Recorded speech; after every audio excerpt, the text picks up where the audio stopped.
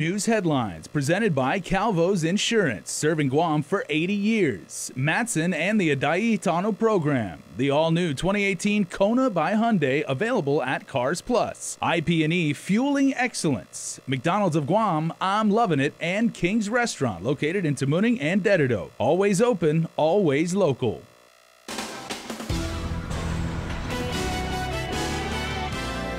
Lieutenant Governor Ray Tenorio responds to charges he's facing, saying he'll have his day in court. Chris Barnett reports. Plus, Nestor Lecanto has the latest in the controversial Dave Davis case. And no plywood? No problem. A JFK teacher's creative solution to Typhoon shutters goes viral. Crystal Paco will have the story. Half a day, everybody. I'm Jason Salas, and saying it was blown completely out of proportion, Guam's second-in-command once again defends his actions following misdemeanor charges filed against him in connection to this past summer's gun-grabbing incident down in Tumon. Lieutenant Governor Ray Tenorio outright contends that he is innocent, as Chris Barnett has in tonight's top story. Lieutenant Governor Ray Tenorio today telling KUAM News he'll be found innocent when he has his day in court. I don't believe that I committed a crime. I still don't believe I committed a crime. Tenorio says the charges against him politically motivated. He's blaming former Adelup staffer Troy Torres. Tenorio saying GPD and the AG's office only took action because Torres filed a complaint about Tenorio's gun grab. Well, they stem, of course, from Troy Torres' complaint that initiated the entire process. Troy Torres comes from the political arena. He filed a political complaint. Although KUAM files indicate GPD Chief J.I. Cruz had ordered officers on the scene of the July 7 gun grab to write incident reports before Torres filed a complaint, Tenorio basically saying no Troy Torres, no charges. There was not a crime. There was no crime. There was no, it has been blown out of proportion, Chris. It really has been exaggerated. Tenorio served by Superior Court marshals yesterday at his lawyer's office. He faces 4 misdemeanor charges stemming from his barbecue block party grab of GPD SWAT Sergeant Carl Cruz's loaded duty gun, reckless conduct with a firearm, obstructing a government function, and official misconduct. All misdemeanors. Have you spoken with Sergeant Cruz at all since the incident? I have not. He's a good guy. All of those officers are. Court documents obtained by KUAM News say Tenorio aide Tony Lujan gave the LT 4 beers that fateful night. In those same documents, Sergeant Cruz said Tenorio, quote, reeked of alcohol. There is no charge of public intoxication. I was not intoxicated. And tried to grab his gun 6 times. But today, Tenorio was sticking to his guns, saying he wasn't drunk when he grabbed a loaded firearm at a crowded public event, and according to Cruz, dangled the gun's barrel at eye level, pointed in the direction of GPD officers. I don't know how many of you keep tabs on the number of beers you had. I know probably 2 total beers consumed for the night, 2 or 3. Tenorio said he disagrees with reports filed by officers on the scene. Summaries of these reports were included in the court documents Tenorio was served yesterday.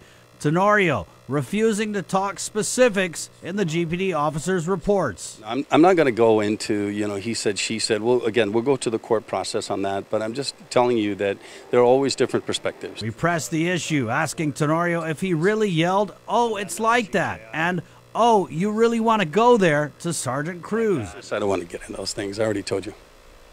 In a Facebook Live broadcast, Troy Torres saying, "You don't say sorry if you're innocent," referencing Tenorio's plethora of apologies after the gun grab incident. Today, Tenorio told us his apologies were not an admission of guilt. And I apologize, I said, for what I did, how I did it, not what I did. So I will always look out for public safety. I will definitely do it different next time.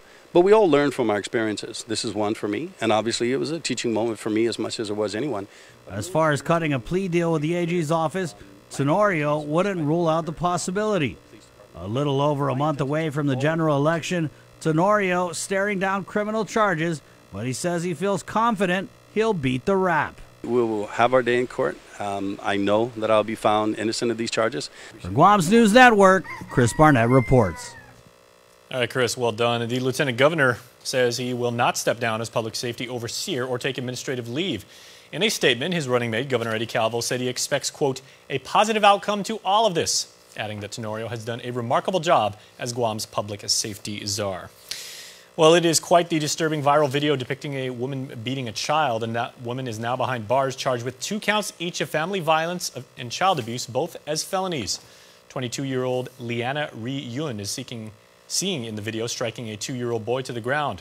When interviewed by police, the mother of 4 says she struck the child because he had eaten the powdered milk that was for her young son. Court documents state the victim had noticeable scratches to his neck, scrapes to his stomach, and bruising behind his head.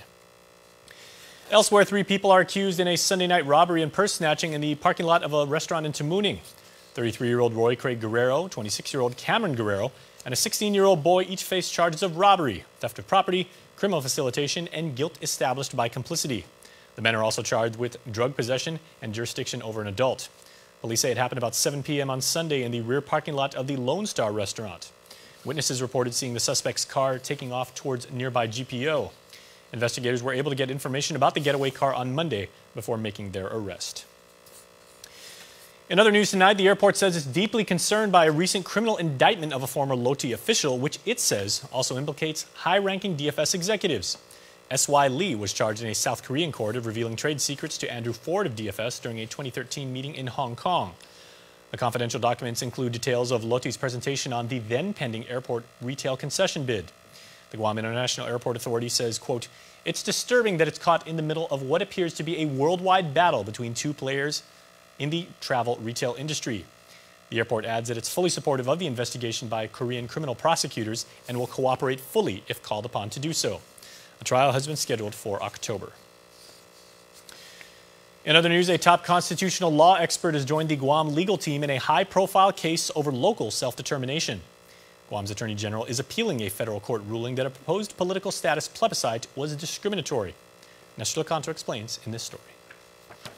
Joining Team Guam is Erwin Chemerinsky, Dean of the University of California, Berkeley School of Law and a recognized constitutional law scholar. Legislative Council attorney Julian Uggan recruited him. If he was to be persuaded by arguments I really knew, and it's just how strong those arguments were. And so he responded favorably, which was really great for Guam, and he agreed that, I mean, he basically read the briefs and said, the arguments you're making purely on a constitutional, like from a constitutional law perspective, are sound, and they're strong. So I was really happy about it. The proposed plebiscite was challenged by Guam resident Arnold Dave Davis, who argued that the native inhabitant-only vote was discriminatory. Guam District Court Chief Judge Francis Tadinko Gatewood agreed it violated the 14th and 15th Amendments that protect voting rights for all. Uggan says they will argue that the vote is race-neutral and is meant to be a symbolic, non-binding expression of self-determination of a colonized people. It's just to provide a platform for the colonized native inhabitants of Guam to simply express their views regarding their desired political status. We believe, both Chemerinsky as well as our team, that neither the 14th nor the 15th Amendment was designed to prohibit this kind of political expression. The appeal will be heard next month by a Ninth Circuit Court panel in Honolulu. For Guam's News Network, I'm Nestor Lecanto. Well, Nestor, mediation talks may have started on Monday, but the lawsuits continue to be filed. The latest complaint comes from a 68-year-old man only identified by the initials J.W.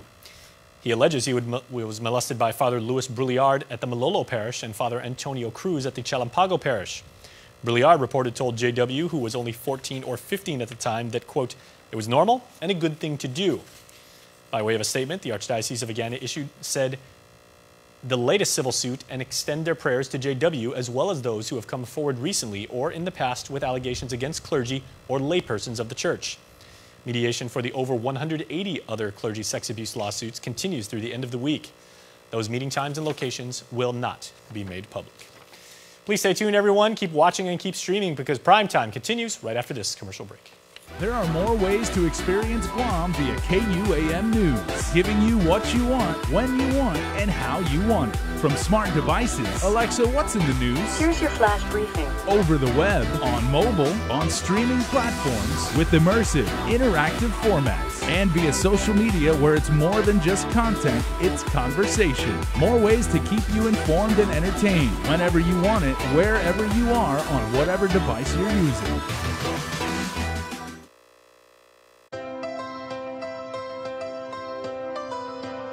When we face an uncertain path, when we struggle with life's challenges, when the unexpected happens. It's a beautiful day. We rely on the people we trust, It's a beautiful, who we can always count on, beautiful day. and to the ones who give us the most care throughout the years. Rely on Calvo's Select Care to give you the comfort and security you need It's a beautiful day. wherever you are.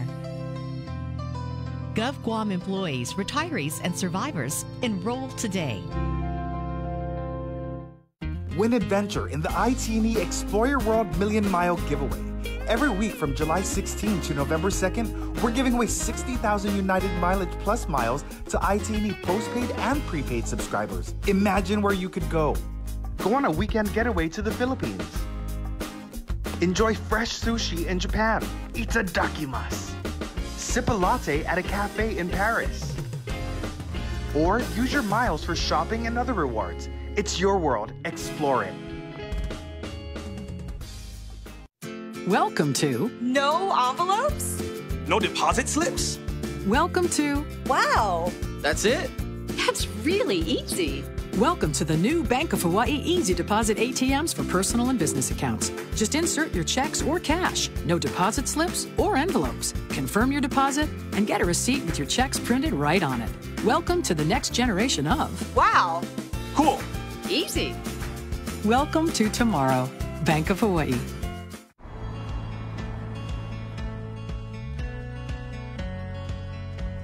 I registered to vote because I understand it's important for my voice to be heard, especially concerning issues that will affect me and my island. So whether you're young or young at heart, please register. Zambota. Afade, I'm Simon Sanchez. I'm running for the CCU and I approve this message. Let's continue our progress.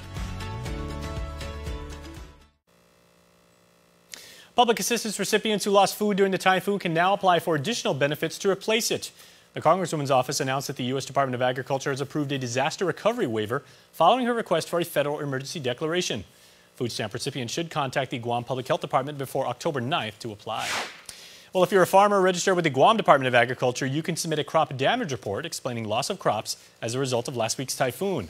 During recent special session, Senator Regine Biscoe-Lee's proposal to provide compensation for crop damages passed and was included in the governor's emergency relief bill. The Agriculture Development Services Division is accepting submissions from 8 to 5 until Monday, the 1st.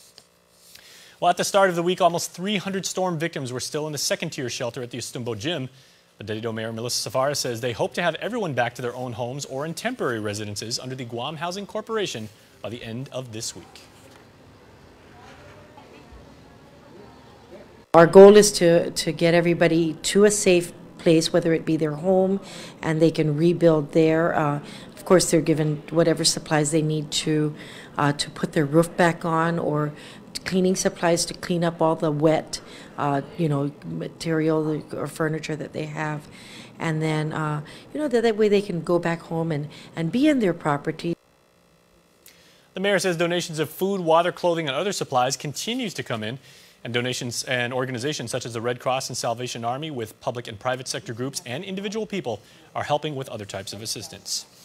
In similar fashion, a donation was made to the local food bank to help those in need, with Triple J 5-star Wholesale Foods delivering 10 pallets of food to the Salvation Army's food bank in Tidsin. It's worth about $8,000, with the pantry serving many across the island, and officials saying people who need food assistance increasing during times of crisis like Typhoon Mangkhut. The donation now offers added selections for their clients, with Triple J's GM Jim Hebert saying, while it's a small gesture in comparison to what the organization continues to do for the community on a daily basis, this donation to the food pantry will provide hope in the form of food to those who need it most. Well, as we saw, many took the threat from the storm very, very seriously, with people across the island hunkering down and securing their property. But one local enterprising teacher came up with a rather interesting way to secure his home using political campaign signs. Our Crystal Paco caught up with a man whose video has made him somewhat of a celebrity on social media. Only on Guam. I'm done securing because they ran out of plywood in Home Depot. So I just took the signs from the front of my house. You like it? Solid or what? If you take a closer look, these aren't your typical plywood storm shutters. These are political signs. The idea came about because I just wanted to protect my house. That's all it was. Meet Robert Vasquez. The John F. Kennedy High School teacher obviously knows how to be resourceful. Last week, when Typhoon Mangkhut was headed our way, he joined hundreds of others in line at Home Depot. But as I was lining up, they were saying they ran out of plywood. So I was just thinking, how can I I only needed 2 pieces of plywood. And then I was just thinking about it, and I noticed that there were signs out in front of my house.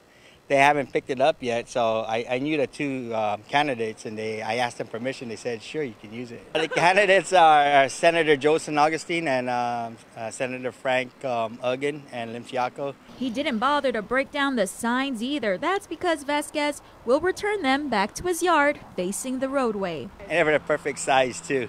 So if you really look at it, it's just perfect right on there, and just put it against it. And I could put it back up when it's time to do the voting again. Vasquez tells KUAM he had only sent the video to one other person, his party, Matt Munya. I did the video originally because I asked my party to help me out. And he asked me if it was secured. If you notice, I said, hey, party, it's secured. He didn't realize he'd go viral. Over 14,000 hits on Twitter. And that's not including the shares on WhatsApp, Facebook, and Instagram, as well as the feedback he's been getting from Guamanians stateside in Vegas. Later on, what I found out is when I went to school, went back to work, all the kids said, sir, you're popular. Why am I popular? You're on Twitter. And it's another only on Guam moment for this Ad Loop resident, what's better known to locals as the Chamorro Borrow. We had plywood that usually went there, but somebody else borrowed it, and I don't know, it never came back. So. Reporting for Guam's News Network, I'm Crystal Paco. And in our next report, our Joe Nungan-Charfers has more on an all-day workshop exploring the challenges the public safety professionals face in an ever-changing environment. The Guam Community College and the Guam Post Commission recently hosted a professional development workshop entitled Challenges to Ethical Leadership in a Dynamic World.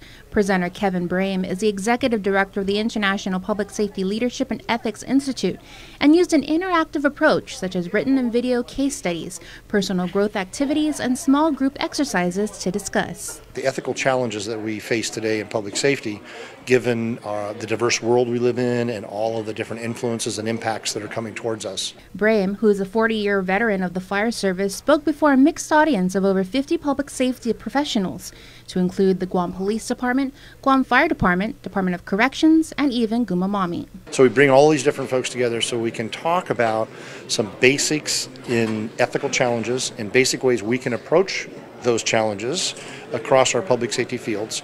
At the same time, we use it as an opportunity to develop some life skills. Because the reality of it is that all leadership starts with personal leadership and all ethics starts with personal ethics. Brame says the workshop is not one full of PowerPoint presentations, but rather a presentation of engagement and dialogue with all the participants. With the focus on 3 perspectives, personal, interpersonal, and organizational, he hopes to increase the concept of interoperability, in the sense that interoperability, particularly in the emergency services world, is about relationships. The overall goal? The goal is for them to spend the 8 hours, go through different activities. We're about to go through a pretty significant values activity, and give them some insight to themselves. And then from there, we take it to insights into our communities and then into our industry, and then look at what do we do about it now. Reporting for Guam's News Network, I'm Joe Nungan-Charfers. All right, real quick, here's regional headlines. Hafa Guam, here are the headlines for CNMI. Over the weekend, there were multiple incidents in the ocean due to the high waves, with one resulting in a death. According to DPS, on Sunday, September 16th, around 6 p.m., they received a call reporting a missing person in a kayak that had flipped over. DPS boating safety officers responded on jet ski and boat and located the kayak at 6:30 p.m. Officers searched the perimeter for the missing person, identified as local 56-year-old male, but could not find him. According to his son, the victim paddled out around 3 p.m. to rod and reel fish, west of where they were having a picnic. The son says he checked on his father at 4 p.m. and the victim was still fishing. He says when he checked on his father at 4:30 p.m., he could not see his father or the kayak anywhere. The son spoke with a group of kayakers anchored in the area who say they noticed the kayak had been turned over beyond the reef for quite some time. The son then called 911. Officers spoke with another witness who says he saw the kayak flip over, but it appeared the victim was okay and getting back into the kayak. This morning, September 17th, DPS dispatch say they received a call reporting a body floating near Sugar Dock outside the reef. The body was recovered at 7:05 a.m. and transported to CHCC, where it was identified as a missing kayak operator. A bill is being discussed that will change the lives of those living here in the CNMI. The marijuana bill, if passed, would legalize cannabis possession and consumption by adults and create a cannabis commission to regulate sales in the Commonwealth. Governor Ralph Torres does say he wants to give more education on the bill and hear comments before making the decision to pass it or not.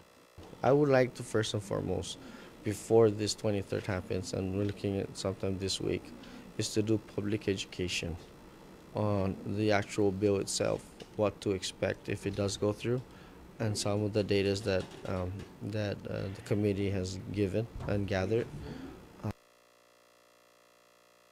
This is a collaborative effort. I know that both House and Senate has given public hearing and an opportunity for the community to make comment on the issue, and I am reviewing those comments that has been made. For more news, visit saipantv.com. For KSPN 2 News, I'm Ashley McDowell. Please stay tuned. We got sports coming up next.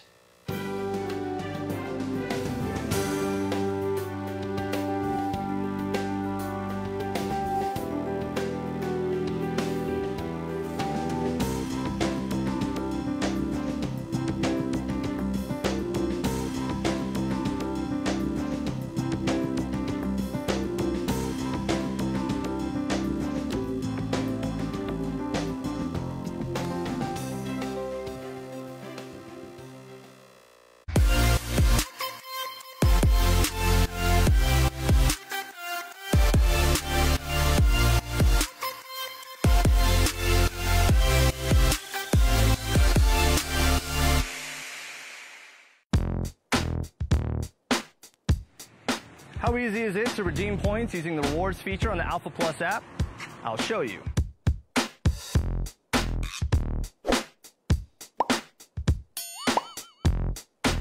To redeem your points, simply present your Alpha Plus app to an authorized representative at any one of our partner merchants. It's that easy. Alpha Plus. Make every day a plus.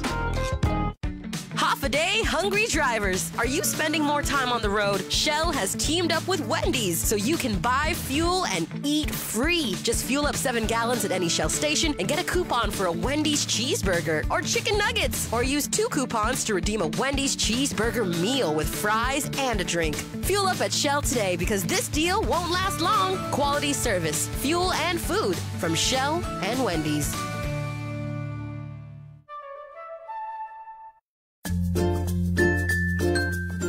The Down Syndrome Association of Guam exists to support families of individuals with Down syndrome. We're a group of parents who have children with Down syndrome and know the joys and challenges of raising them. For more information about the health, development, and education of a child or adult with Down syndrome, please contact Vicky Areola at 472-6114. KUAM Sports is presented by Triple J.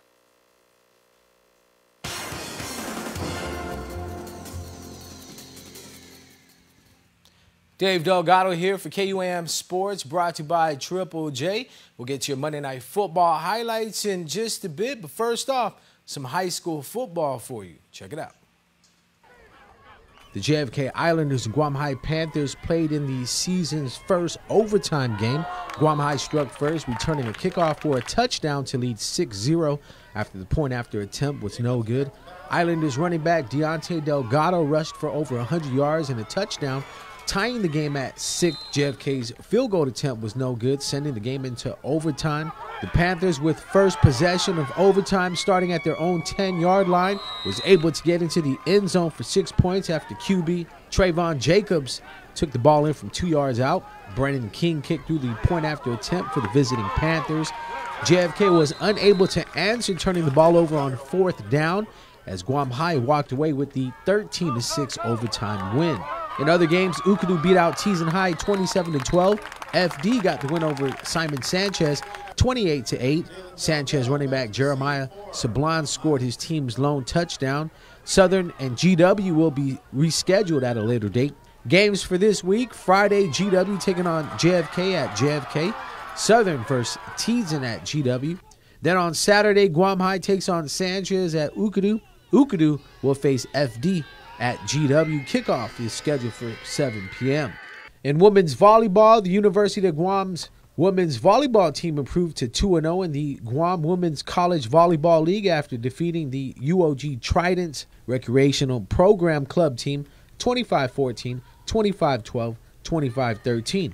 The UOG women's team is also two-time defending league champions. Guam Community College defeated Pacific Islands University 3-2 in the best of 5 sets, 25-18, 16-25, 25-21, 12-25, and 15-11. Both the UOG Tritons and GCC moved to 2-0, while the UOG Tridents and PIU fall to 0-2. The Tridents and GCC will play on Thursday at 6:15 for the league lead, and Pacific Islands and the Tridents will play at 7:45 for the winner to take sole possession of third place and gain their team's first win of the season. Let's take a look now at your Monday Night Football game between the Seahawks and Bears. Bears go up 7-0 in the first quarter after Mitchell Trubisky hit Trey Burton with the shovel pass from a few yards out. Burton fights his way into the end zone for 6 points. Shaquille Griffin with 2 interceptions in the game. Off the tip, gets underneath the ball, makes the pick. He also finished the game with 4 tackles. Khalil Mack with the strip on Russell Wilson. Seattle would maintain possession on the play. Mack 5 tackles and a sack today.